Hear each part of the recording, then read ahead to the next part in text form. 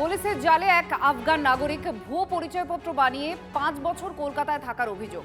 ভবানীপুর থেকে গ্রেফতার আফগান নাগরিক জামিল খান। পুলিশ সূত্রের খবর 2021-এ 3 মাসের ভিসা নিয়ে শহরে আসেন জামিল। ভিসার মেয়াদ উত্তীর্ণের পরেও শহরেই থেকে যান।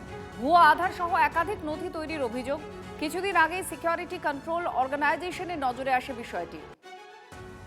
সুপ্রিয় আমাদের প্রতিনিধির সঙ্গে আছেন। সুপ্রিয়, কি তথ্য পাওয়া যাচ্ছে, কিভাবে এই ডকুমেন্ট জাল নথি তৈরি করলেন, পেলেন কিভাবে, কি জানা যাচ্ছে? আর দেখো, তদন্তকারীরা যেটা অনুমান করছেন যে টাকার বিনিময়ে কিন্তু আধার থেকে শুরু করে ড্রাইভিং লাইসেন্সের মতন বিভিন্ন নথিপত্র জামিল খান তিনি তৈরি করে ফেলেছিলেন এবং সেক্ষেত্রে এই জামিল খান তাকে যে ভবানীপুর থানার পুলিশ গ্রেপ্তার করেছে তার বিরুদ্ধে যেটা মূলত অভিযোগ যে 2021 সালের ফেব্রুয়ারি মাস নাগাদ তিনি আফগান পাসপোর্ট ও ভিসা নিয়ে মাস তিনেকের ভিসা নিয়ে তিনি এদেশে এসেছিলেন, অর্থাৎ কলকাতায় এসেছিলেন এবং সেই ভিসার মেয়াদ উত্তীর্ণ হয়ে যাওয়ার পরেও তিনি কলকাতাতে পাকাপাকিভাবে থেকে যাওয়ার জন্য আর ফিরে যাননি। এমনকি এখানে জাল আধার কার্ড, এমনকি ভোটার ড্রাইভিং লাইসেন্সের মতন নথি তৈরি করে ফেলেছিলেন।